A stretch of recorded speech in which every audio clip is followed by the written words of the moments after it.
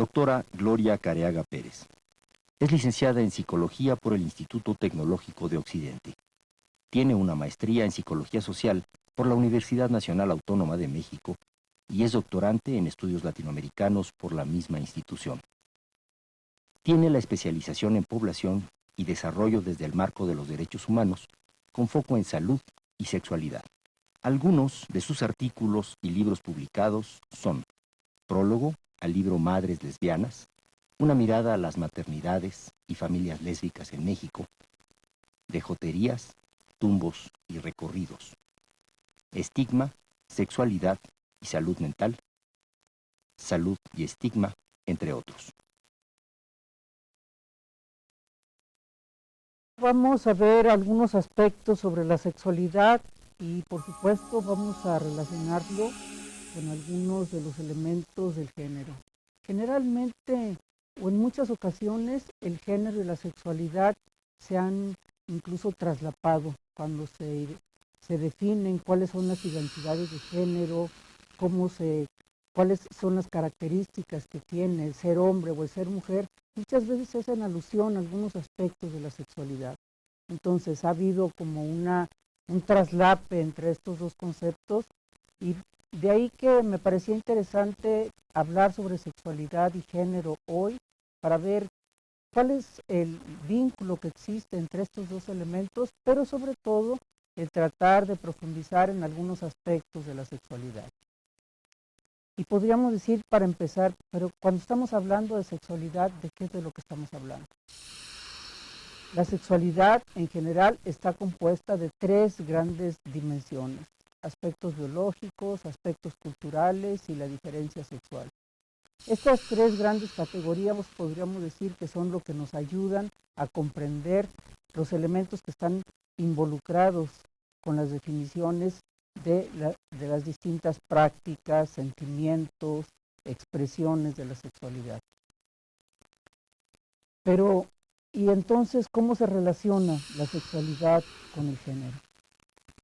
Sí, de las diferencias biológicas yo creo que no es necesario abundar mucho, puesto que ese es uno de los aspectos que generalmente más se tocan cuando se habla de sexualidad. Se habla de los genitales y las diferencias en cuanto al desarrollo que tienen las personas en la etapa de la pubertad principalmente, y cómo estas expresiones biológicas de la sexualidad se van a ir manifestando durante el desarrollo de las personas. Sin embargo, lo que me parece que es más importante es señalar cuáles son las diferencias culturales, porque damos por hecho como si nosotros nacemos con una sexualidad definida y pareciera que esta es inamovible y que se va a seguir expresando a través del tiempo de la misma manera y que se expresa igual en las diferentes sociedades o culturas. Esto no es así. La sexualidad es un producto social. Es un producto social y que es resultado, igual que el género, es resultado de las construcciones, significados y expresiones que cada cultura va a tener alrededor de la sexualidad. Entonces, estas diferencias culturales van a manifestarse precisamente a partir de las definiciones biológicas que tenemos. Hay una gran discusión con respecto a estas diferencias biológicas. Creo que cómo se interpretan estas diferencias biológicas han generado un gran debate, sobre todo en los últimos tiempos, cuando las identidades sexuales han florecido y han tenido distintas expresiones en nuestras sociedades. Si bien el género nos plantea cómo la definición sexual del ser hombre o ser mujer se va a manifestar de manera distinta a través de las culturas, desde la sexualidad nosotros podemos decir que estos significados de ser hombre o mujer adquieren un sinnúmero de expresiones dentro de cada una de estas dos categorías. Es decir, desde las identificaciones sexuales o desde las identidades sexuales, vamos a encontrar que se va a manifestar esta definición sexual a través de un largo continuo en donde hay distintas formas de manifestar el significado de ser mujer y el significado de ser hombre. ¿Cómo nos identificamos nosotros mismos con nuestro cuerpo, con nuestras definiciones biológicas, va a ser muy diverso dependiendo de cómo la cultura lo aborda y cómo la sociedad lo va a estar significando. Entonces, desde el género se ha hablado de que existe un sistema sexo-género compuesto por hombres y por mujeres, y que se va a derivar en expresiones de lo que es lo masculino y lo femenino. Pero no es tan sencillo, porque estas dimensiones se van a cruzar. Y como estaba señalando yo anteriormente, estas van a tener distintas representaciones dependiendo del ámbito cultural. Entonces, depende de cómo asumimos esta definición de género que ha sido asignada socialmente, es el cómo nosotros vamos a representar el ser mujer o el ser hombre. Y esto nos va a llevar no solamente a una manifestación con respecto a nuestra orientación sexual, es decir, hacia dónde dirigimos nuestro deseo, nuestro amor, nuestros enamoramientos, sino también en cómo representamos, cómo nos vestimos, cómo asumimos esta condición. Generalmente, cuando estamos hablando de género, vemos que la representación del ser mujer o el ser hombre va a estar en mucho naturalizado. Es decir, damos por hecho que todos estamos de acuerdo en qué significa ser hombre y qué ser mujer. Y cuando nos encontramos con representaciones que no necesariamente responden a esos modelos naturalizados, entramos, podríamos decir, en conflicto. Entonces, el que una persona, y yo creo que las personas que tienen distintas representaciones de las definiciones de género, son quienes mayor conciencia pueden lograr tener con respecto a esta designación social. ¿Por qué a mí se me cuestiona el no tener una representación de género que las demás personas acepten y reconozcan? Es decir, en este sentido, distintas representaciones de género vienen a desnaturalizar aquello que nosotros consideramos que así es, porque siempre ha sido así. Sin embargo, la sociedad misma a la que nos estamos enfrentando hoy en este nuevo siglo nos ha llevado nos ha exigido el reconocer que existen diferentes representaciones y que las tareas, los campos donde los hombres y las mujeres nos desempeñamos hoy son muy variadas. Y que esta variación es lo que nos permite entonces entender que el sistema de sexo-género es mucho más amplio de lo que tradicionalmente consideramos. Podríamos decir que el sistema sexo-género es el conducto de arreglos, de acuerdos que existen dentro de una sociedad a través de lo cual representamos la sexualidad biológica en productos, en actividades, en responsabilidades que la sociedad va marcando. Pero un elemento que tendríamos que ver, ¿qué es lo que en el momento en que nosotros estamos naturalizando esa designación de género, vamos a encontrar unas constantes que se presentan en las distintas sociedades? Es decir, si bien el significado de ser mujer y el significado de ser hombre es de acuerdo a un determinado tiempo y a una determinada cultura, vamos a encontrar, sin embargo, que existen en la sociedad en general, a nivel global, existen unas constantes que nos están marcando y que esa es precisamente como la interrogante que nos lleva a preguntarnos qué pasa con esta diferencia biológica. ¿Por qué la diferencia biológica de pronto se constituye en una desigualdad? Una desigualdad que se va a caracterizar por la dominación masculina, por la subordinación femenina, es decir, por la dominación de los hombres sobre las mujeres, por la heterosexualidad, comprendiendo que el mundo es heterosexual y que todos debían ser heterosexuales, y por estas construcciones naturalizadas de las identidades de género, en donde solamente existen ciertas formas de ser mujer y ciertas formas de ser hombre que nos dificultan comprender otras representaciones. Es decir, vamos a encontrar que existen cánones, marcas, categorías muy rígidas para poder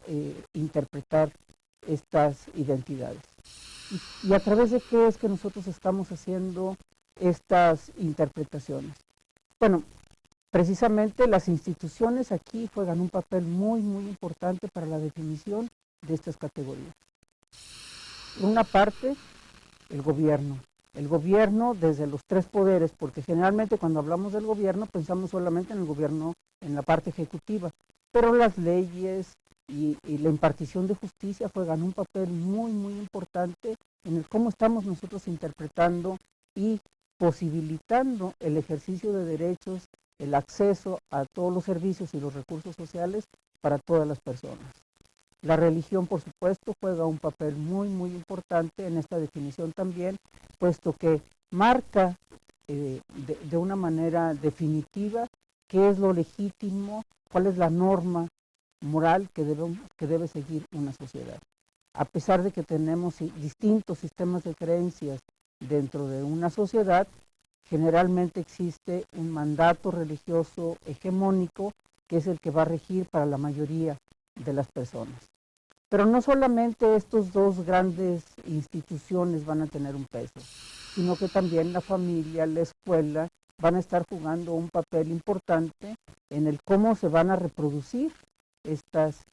normas sociales que tenemos impuestas sobre cómo debemos comportarnos, de quién debemos enamorarnos y cómo debemos relacionarnos. Entonces, estas definiciones diferenciadas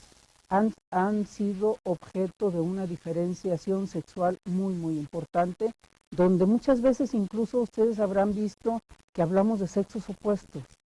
a pesar de que hombres y mujeres somos más iguales que diferentes. El hablar del sexo opuesto pareciera que nos coloca en una posición de antagonismo que en realidad no tiene razón de ser. Sin embargo, esta condición de desigualdad de la que antes yo hablé hace también que dentro del marco de la sexualidad tengamos una interpretación sobre los cuerpos de unos y otros que nos diferencia de manera sustantiva. Es decir, el cuerpo de las mujeres generalmente es interpretado como un objeto al que hay que poseer, al que hay que controlar,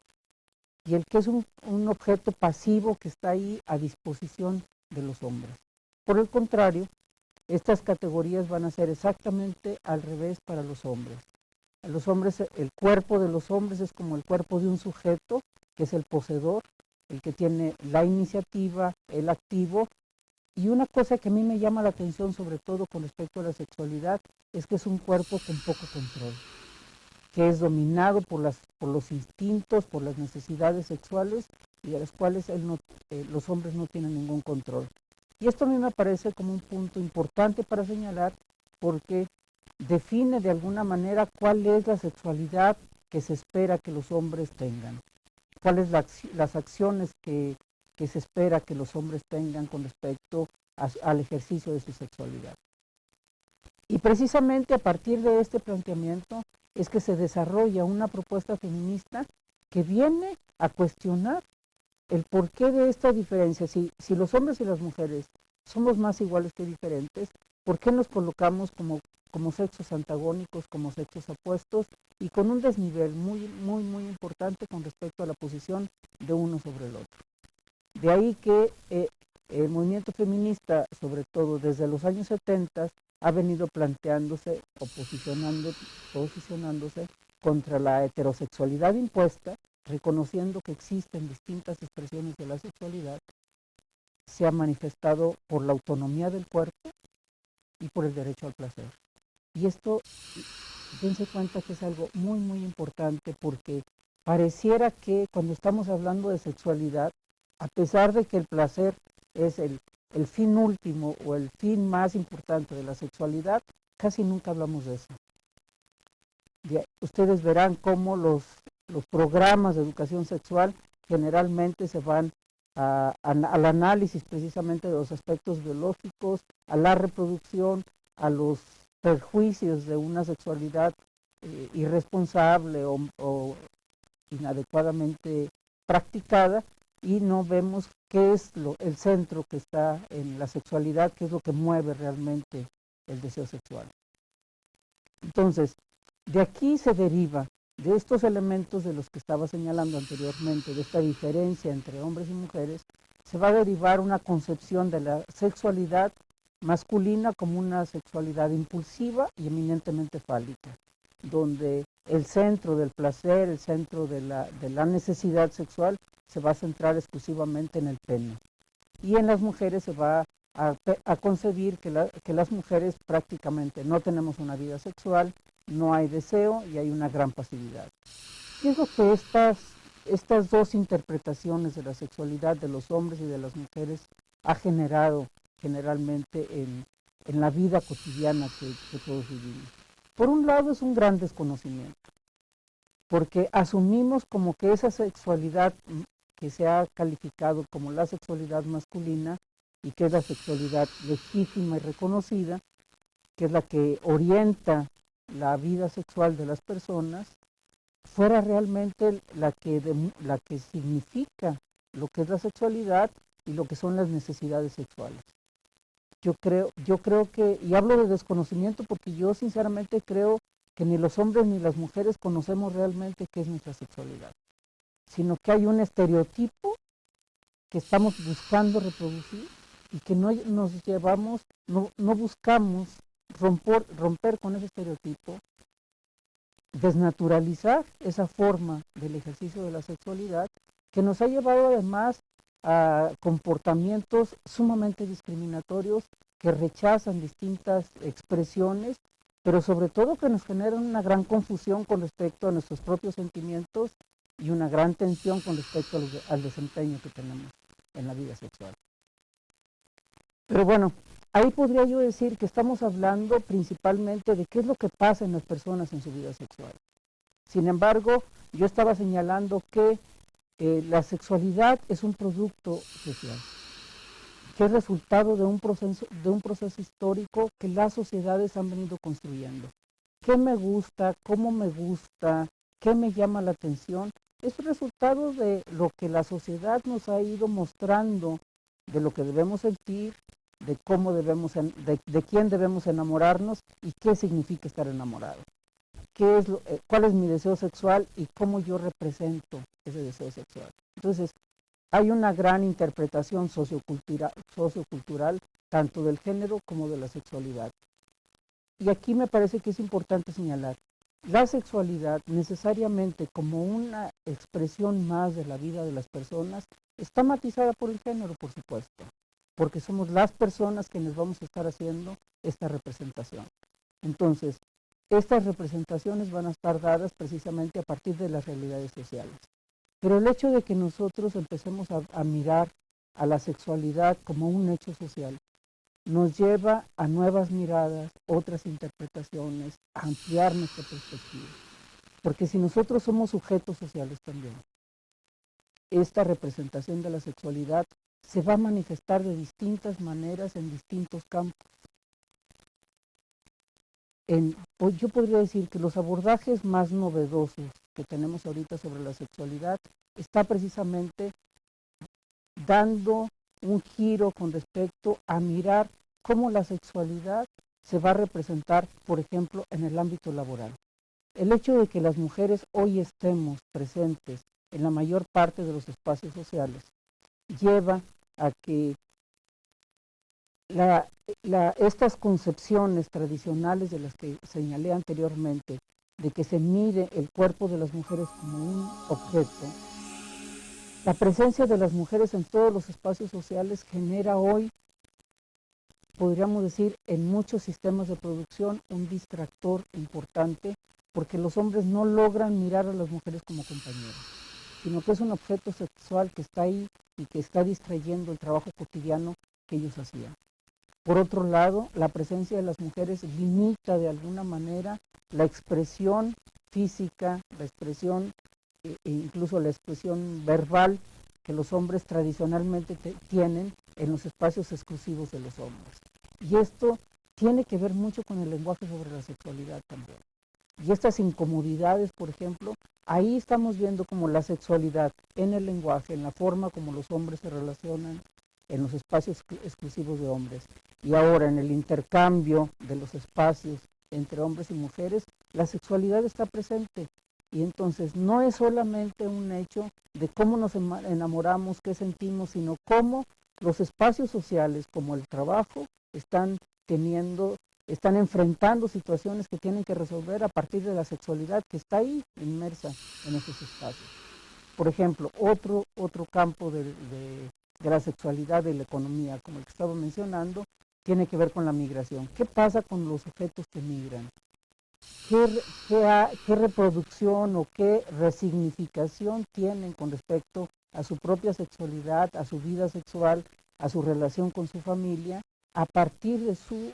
estancia por largos periodos en otros países, en otras comunidades? Porque el cambio con respecto al ejercicio de la sexualidad varía no solamente de las personas que se trasladan a otro país, sino también de quienes se trasladan al interior del país en la migración interna, que están sujetos en espacios muy promiscuos, que tienen grandes dificultades y que tienen que hacer muchas veces uso de las trabajadoras sexuales o contratos con las trabajadoras sexuales para poder hacer para poder ejercer su sexualidad. Entonces, y esto, el campo de la sexualidad entonces va a estar vinculado con aspectos económicos, como va a estar relacionada también con el arte, con la cultura, necesariamente, como ya lo he venido mencionando, pero también con la política. Las decisiones políticas que se toman, a dónde se dirige incluso el dinero, los presupuestos, qué es lo que se apoya, la educación sexual, de qué tipo, hasta dónde se limita la expresión sexual de las personas, cuáles son los espacios que se crean para una expresión libre de la sexualidad, cuáles son los recursos que se dan para la prevención de determinadas enfermedades como la epidemia de VIH-Sida, o cuáles son las leyes que se promueven con respecto al trabajo sexual. Entonces, la sexualidad está vinculada, podría yo decir, con todos los campos de la vida social. Y es importante que quienes trabajamos sobre la sexualidad rompamos con esta barrera que nos ha puesto el análisis íntimo de la sexualidad para poder avanzar hacia una mejor comprensión de qué es la sexualidad, qué realmente es la sexualidad, cuáles son las implicaciones que tiene el ejercicio de la sexualidad hoy en los distintos espacios sociales, la supuesta liberación de la sexualidad, qué es lo que ha traído para nuestras sociedades hoy. ¿Existe realmente una liberación de la sexualidad o existen hoy nuevos actores que vienen precisamente en una andanada de resistencia contra estos cambios sociales? A mí me parece que eso es fundamental para poder avanzar a una mejor atención de estos fenómenos, cómo estos fenómenos pueden tener consecuencias importantes, tanto en el ámbito económico, en el cultural, como en el social, en términos de las formas de relacionamiento, pero también el cómo vamos a hacer una nueva interpretación con respecto a la sexualidad si la sacamos del cuerpo y empezamos a ver cómo ésta se está manifestando en distintos espacios sociales. Esta reinterpretación de la sexualidad necesariamente nos lleva a mirar, yo podría decir, hay una frase muy frecuente que se utiliza en el campo de la sexualidad, que es el closet, para decir que es algo que está oculto, ¿no? Entonces es como sacar la sexualidad del closet y ponerla sobre la mesa para poder discutir formalmente sobre este comportamiento humano, dejar de tenerlo oculto, estigmatizado y atemorizados las personas que trabajamos en este campo. Porque eso es una cosa que también quisiera señalar. Pareciera que las personas que trabajan en el campo de la sexualidad es porque tienen algún problema, alguna dificultad. Yo creo que no hay una cosa más distante que el que precisamente se trate de romper con estas barreras que ha encajonado y silenciado la sexualidad para poder dialogar con respecto a las distintas expresiones, romper con esos estigmas y discriminaciones que se han fomentado tanto en este campo y abrir para una mejor educación. Me parece que la educación sexual y muchas de las personas jóvenes que se han entrevistado en los últimos tiempos han marcado precisamente cómo la educación sexual que se imparte es una educación totalmente insuficiente, que no está centrada en el fin de la sexualidad y que no responde a las necesidades de las y los jóvenes que están viviendo esta experiencia, que por primera vez empiezan a sentir las distintas expresiones de la sexualidad ante la madurez de sus órganos sexuales y reproductivos, y entonces hay una gran confusión con respecto a qué es lo que se está viviendo y hacia dónde es que estamos caminando. Entonces, me parece que es muy importante el que esta nueva interpretación de la sexualidad hacia la vida social, nos permite comprender mejor qué es lo que realmente estamos viviendo y nos posibilita el poder plantear nuevas propuestas de análisis, como el poder impulsar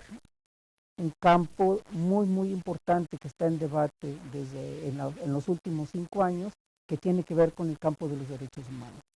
O sea, la sexualidad también ha estado vinculada de una manera muy importante a los derechos. ¿Por qué? Porque la sexualidad, al ser una expresión misma de cada una de las personas, el que se limite este campo o esta posibilidad de expresarse en sus distintas acepciones, implica el que se está violentando los derechos de las personas. Entonces, la discriminación que se hace sobre las personas a consecuencia del ejercicio de su sexualidad o de sus identidades sexuales implica una violación importante a los derechos humanos, que hoy día constituye uno de los debates más importantes en el Consejo de Derechos Humanos de las Naciones Unidas. Por supuesto que estas instituciones de las que yo hablé anteriormente, las religiones, los gobiernos, entran en un gran conflicto para poder reconocer las distintas expresiones que la sexualidad tiene hoy y que nos exige a quienes estamos trabajando en este campo a tratar de mirar qué es lo que realmente está detrás de estos estereotipos, de estos encajonamientos que tenemos hacia las distintas expresiones sexuales, que impiden que realmente podamos comprender mejor cómo podemos aceptar la diversidad que existe en las manifestaciones de la sexualidad, como estamos empezando a aceptar también las distintas expresiones que tienen las representaciones de género. Me parece que la tarea que tenemos enfrente en este campo es todavía muy larga, que hay una tarea muy importante para desarrollar e ir identificando los distintos puntos en donde se expresa esta perspectiva de la sexualidad desde una mirada social, que probablemente en el momento en que logremos ponerla sobre la mesa y avanzar en este campo, mejorarán muchas de las condiciones que cotidianamente estamos enfrentando.